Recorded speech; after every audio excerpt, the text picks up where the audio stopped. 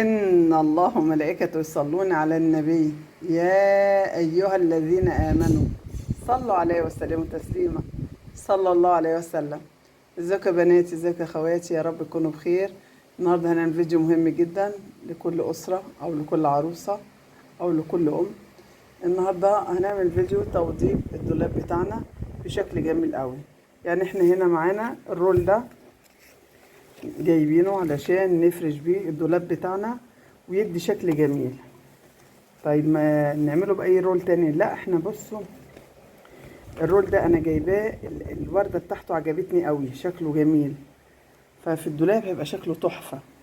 حاولي لما تجيبي حاجة في الدولاب ما تجيبيش اي رول، هاتي رول تكون الوانه زاهية وتلفت نظرك او تلفت نظر اللي يفتح الدولاب بتاعك. يعني تعالوا مع بعضنا كده شوفوا التسريحة بتاعتي او الدولاب، هتلاقوها من غير فرش مش حلوة.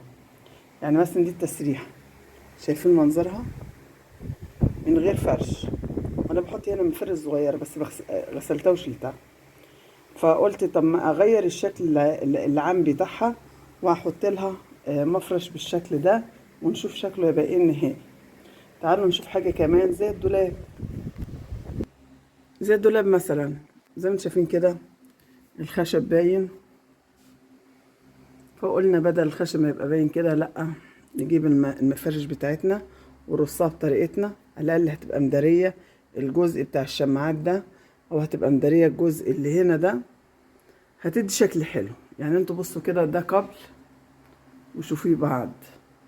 تعالوا نشوف الكومودينات كمان، شوف كومودينو منهم وادي الكومودينو التاني. يعني مثلا ادي الكومودينو، شوفوا شكله جميل وحلو مفيهوش حاجه، بس شوفوا بعد المفرش بقى هيبقى شكله ازاي. يلا بينا نقص ونشوف هنعمل ايه. يلا بينا. احنا دلوقتي معانا المقص ومعانا المزورة. في ناس ممكن تقيسها بالشبر، يعني تيجي هنا كده وتقيس بالشبر هنا، او تقيس بالشبر في الخشب نفسه بتاع الرف. تقيس هنا بالشبر على المفرش، بعد ما تقيس على الخشب تقيس مثلا هناك قاس 3 أو 4، بتيجي تقيسه بنفس الطريقة كده بالإيد، وبعد كده بتروح قصة، بتقص الحاجة بالطول. أنا هشتغل بالمزورة، يعني زي ما تروحوا اتعودت عليها. هشتغل بالمزورة، هقيس الدولاب الأول أشوف قد إيه الرف، وبعد كده هجيب المزورة بتاعتي وأقيس من هنا من عند الطرف لحد ما يديني المقاس اللي أنا عايزاه، وبالمقص أقص. خليكم معايا. بنجيب كده المقياس بتاعنا وبنيجي من عند الحرف من هنا كده لهنا كده حبايبي، بنقيس بالظبط علشان ما يبقاش فيه حتى سنتي زيادة يبقى متني. معانا كده 93 معايا حبايبي. يلا نقيسها على المفرش ونقص. يلا بينا. هنبتدي كده نقيس من اول هنا كده لحد ما يدينا 93، لحد هنا كده 93. هنجيب المقص بتاعنا ونبتدي نعمل علامة وبعدين نقص. بسم الله الرحمن الرحيم.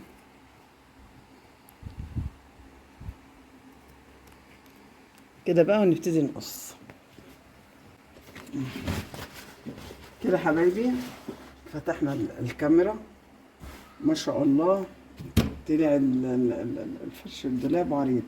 فعامة كده كده هننزله شوية، لان الجزء ده بيبقى محطوط عليه الهدوم فمبقاش باين. اهم حاجة يداريلي الجزء بتاع ايه، الراس بتاعت الشماعات بالشكل ده.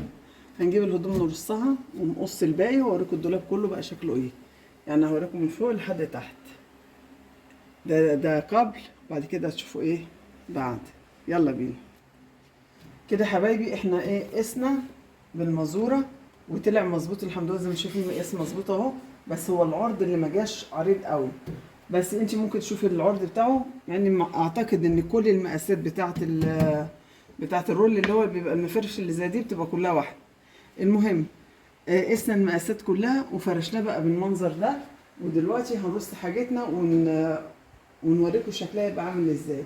بس في حاجه، اوعي تقيسي مره واحده على الرف وتروحي ايه قصه كله قد بعضه، لان في ضرفه عن ضرفه الارفف بتاعتها بتبقى صغيره او كبيره. يلا بينا نشوف الباقي.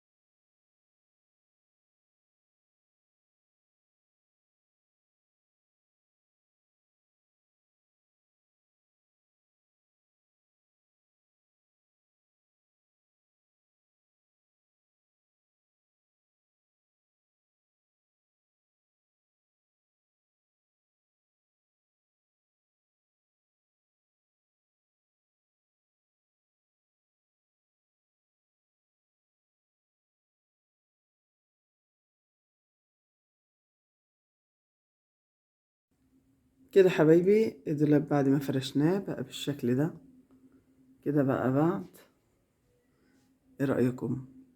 الترتيب برضو ونظام ومفرش جديد بيدي شكل جميل قوي. بس زي ما قلت لكم ما تاخدوش المقاس وتقصوه كله على مقاس واحد. لازم كل رف تقسله المقاس بتاعه، لان كل رف يختلف عن التاني. تعالوا بقى نشوف الكومودينات بتاعتنا او الكومودينو ونشوف التسريح. يلا بينا. وادي كومودينو، حاجة بسيطة، مفرش بسيط اداله شكل تاني خالص. حاجة بسيطة كده يعني زركشة بسيطة ادت شكل حلو اوي اوي اوي. تعالوا نشوف التسريحة دي بقى اللي لونها يختلف شوية. دي التسريحة، طبعا مش عايزة اعلق اكتر من كده علشان المراية طبعا بتعكس كل حاجة في الأوضة. ادي المراية. ده بقى المفرش ده يختلف عن التاني. ده الأرضية بتاعته مش بيضة زي التاني، ده تقدر تقولي رمادي رصاصي بس شكله حلو. ودرجات الورد بتاعته برضو جميلة عجبتني، عشان كده اخترتها للتسريح. ايه رأيكم؟